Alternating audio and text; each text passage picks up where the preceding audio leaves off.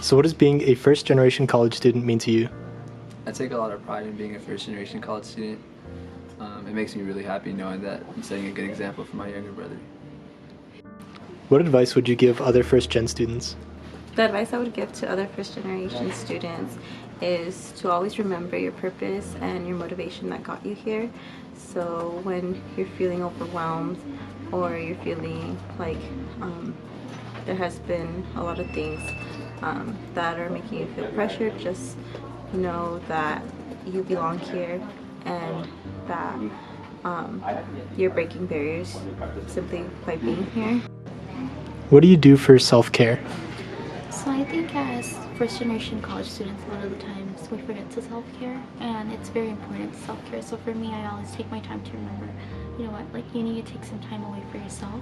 And by that I mean I include the gym, I include fun activities that I like time with my friends, like meeting with them, going out for lunch or dinner or whatever, just to catch up, and also remembering to call my family, just because a lot of the times most of us are away from our families and we miss our families. So part of self-care would be calling our families.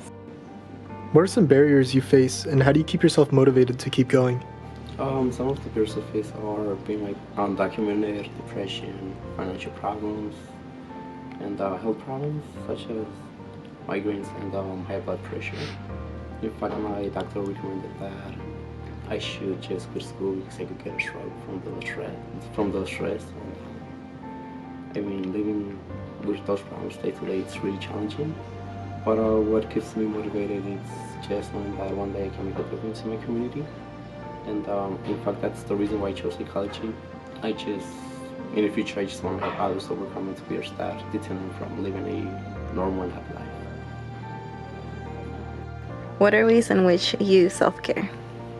Well, I think I try and reach out to like friends and family. Something that I've become like a lot more open to is going to therapy. Just in my family, like coming from like a Middle Eastern culture, going to therapy, like admitting that you need help.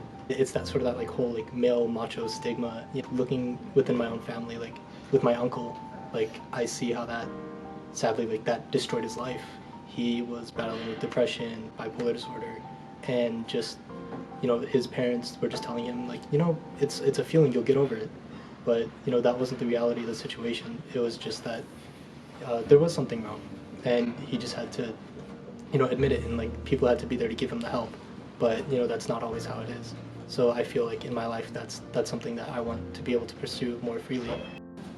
What prevents you from seeking mental health services?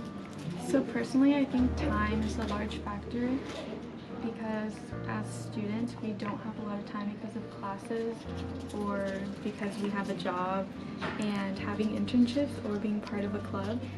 I feel like that's what prevents me from seeking any help or mental health services. I also think it's due to culture customs, because it's not very common to seek help when you need it, because you're seen as weak or being labeled as crazy. Stand up if you struggled filling out your FAFSA because your parents couldn't help you fill it out. Stand up if you can't seek mental health services because you don't have time. Stand up if you struggle paying for your housing while being a student. Stand up if English is your first language.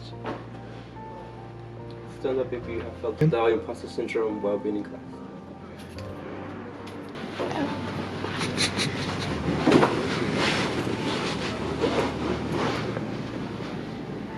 As first-generation college students, we have all experienced one form of struggle one way or another, yet we are all here breaking boundaries and making a difference.